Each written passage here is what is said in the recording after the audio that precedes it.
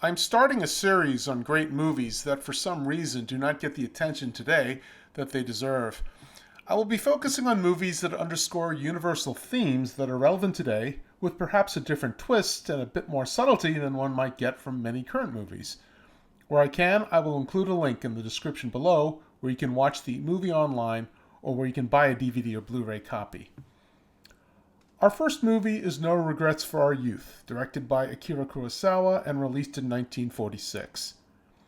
Akira Kurosawa was a Japanese filmmaker who directed 30 films in a career spanning over 5 decades. He is widely regarded as one of the greatest and most influential filmmakers in the history of cinema. Kurosawa displayed a bold, dynamic style, strongly influenced by Western cinema, yet distinct from it. One of the themes that recur in his movies is the vision of a heroic champion, someone who emerges from the crowd to right a wrong or generate good in the world. Hardly a novel theme, but one that Kurosawa does with great subtlety and skill. No Regrets for Our Youth is set in 1933, a time period in which the Empire of Japan began a military campaign in China that would last until the end of the Second World War 12 years later. It tells the story of Yuki, played by Setsuko Hara, who was the daughter of a respected law professor. She was born into upper-middle-class privilege and is indifferent to the political turmoil going on around her, whereas her father's students oppose the militaristic policies of the Japanese government. A love triangle develops between Yuki and two students. Noge, played by Susumu Fujita, an outspoken leader of the student opposition, and Itokawa, played by Ekitaki Kono, a conformist who is willing to go along with the system rather than risk a stand against it. As the years go by, Noge is constantly in trouble with the government and has to be rescued by Itokawa, who has become a state prosecutor. Yuki meets up with Noge and Itokawa during this time and is disappointed by what she sees as Noge's conversion from an idealist to a conformist, and they part dispassionately. Yuki eventually moves to Tokyo, where she leads a listless life. One day she learns that Noge is working in the city as well. Yuki and Noge reconnect, and Yuki discovers that Noge is involved in dangerous anti-government activities. Yuki realizes that Noge remains an idealist, and they fall in love and get married. Noge's activities are eventually discovered, however, and both are arrested. Yuki is tortured, but she refuses to talk, and eventually Itokawa gets her released. But Noge dies in captivity. Yuki is crushed and brings his ashes to his parents, who are farmers. The parents are living a difficult life as they are scorned and harassed in their village because of their son's work. His parents reject her, but Yuki tries to convince them of her sincerity and stays to work the rice fields with them. Farm work is hard on her, but she is determined to prove herself and despite illness and exhaustion, continues on every day. Noge's parents finally accept her, and their son is redeemed in their eyes.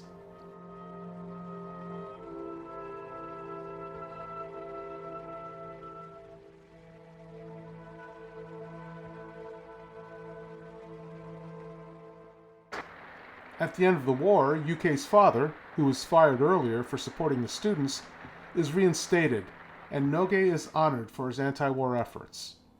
Yuki has learned about the difficult lives of the working class and decides to dedicate her life to alleviating their burden, and returns to live with Noge's parents.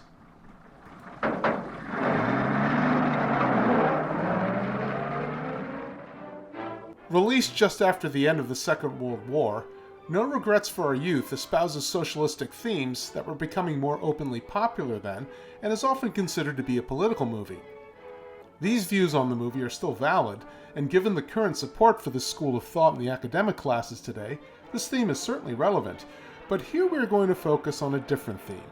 Let's talk about Yuki, and how she develops from a superficial youth to an adult with strength, agency, ambition, and independence in firm control of her life and destiny.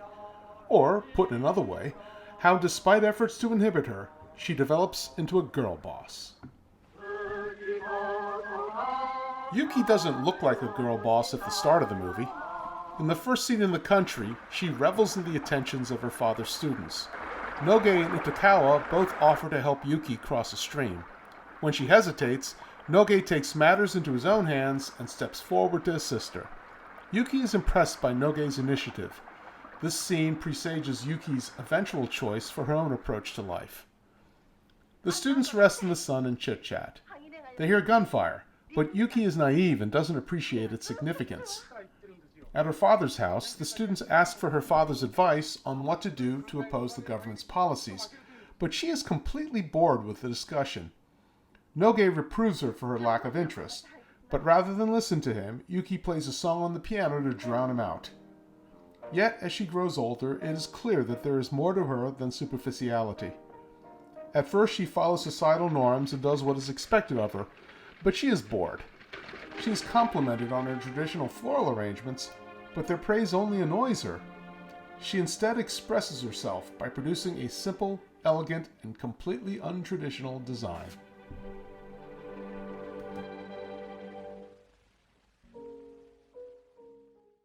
Later, to the confusion of her parents, she tells them that she wants to leave home to live and work independently in Tokyo. 急にあなたどうしたんだ一体東京へ出て自活するって言うんです。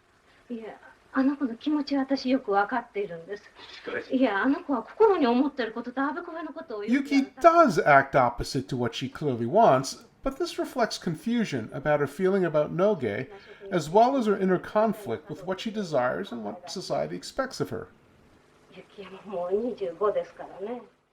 Her father comes up to her room to talk to her, and Yuki tells him she has to go out on her own to, in the words of a later generation, find herself.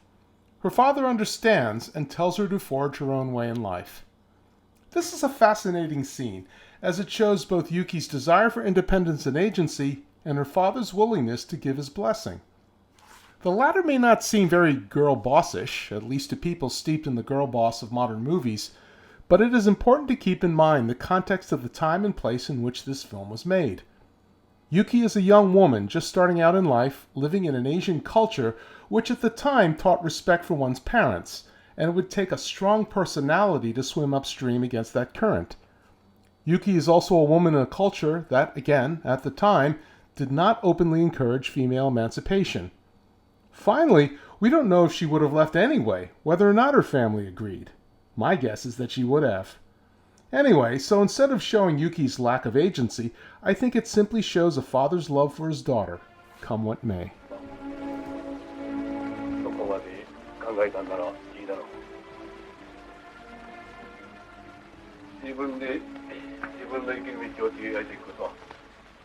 As we discussed, Yuki moves to Tokyo, where she hooks up with Noge. This part of the film shows Yuki in a more traditional role as a housewife. She dresses in a traditional kimono and focuses on domestic chores to keep Noge happy. That doesn't appear to be very girl-bossish, but at this point of the film, Yuki is still developing. The film starts off with her as an immature dilettante. As she leaves home, she understands that the traditional life isn't what she wants, but she doesn't know what she really wants. Here, she is reveling in her love for Noge, and is content with a purely domestic role. If the film were to end here, this would be a very different film, and we wouldn't be discussing it here now. But the film doesn't end, and Yuki's character still has a ways to go. After the death of Noge, Yuki begins the final transition to a full girl boss. Yuki changes as she works in the field with Noge's parents. Even though she isn't used to the work and becomes exhausted, she continues to work hard. The neighbors mock her. At first she keeps her head down in a submissive way, but she finally stops, lifts her head up high, and continues on with her work. This is the key moment in Yuki's development. She is no longer working only in Noge's memory. She has instead come to realize what she wants to do with her life. From then on, she continues her work despite sickness, exhaustion, and continued abuse from the neighbors. The day after Yuki and her mother-in-law complete the planting of the rice crop, her neighbors vandalize and destroy it. Yuki's mother-in-law collapses in tears, but Yuki simply clears the fields and begins planting again. Her determination is clear. The neighbors can do what they want, but they can't stop Yuki. She's going to get up every time.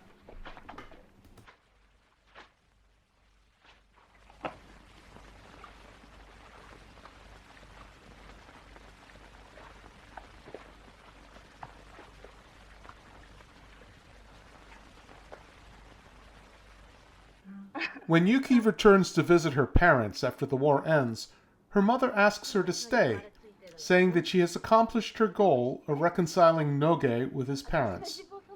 Yuki decides to return to the Noge's parents' farm to continue her work.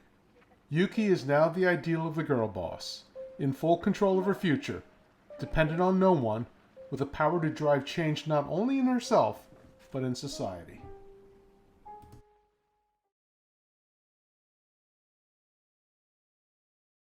Akira Kurosawa's view on heroism has been described as, villains have arrived at what they're going to be. That's their flaw. But heroes evolve. They're open to change and growth. The villain in this movie can be considered several things, depending on how you view the movie. For the political interpretation, the villain would be moral cowardice, as personified by Itokawa, who lacked the courage to stand up to the militaristic Imperial Japanese government. But for the girl boss theory, the villain is, yes, the patriarchy, defined as pressure from a male-dominated society that forces everyone to conform to society's expectations. For women, this means they should become good traditional housewives. Now, being a traditional housewife is absolutely fine if this is your choice. The villainous part is when the woman does not want that role, but is forced into it anyway by societal pressure. Yuki is Kurosawa's heroine.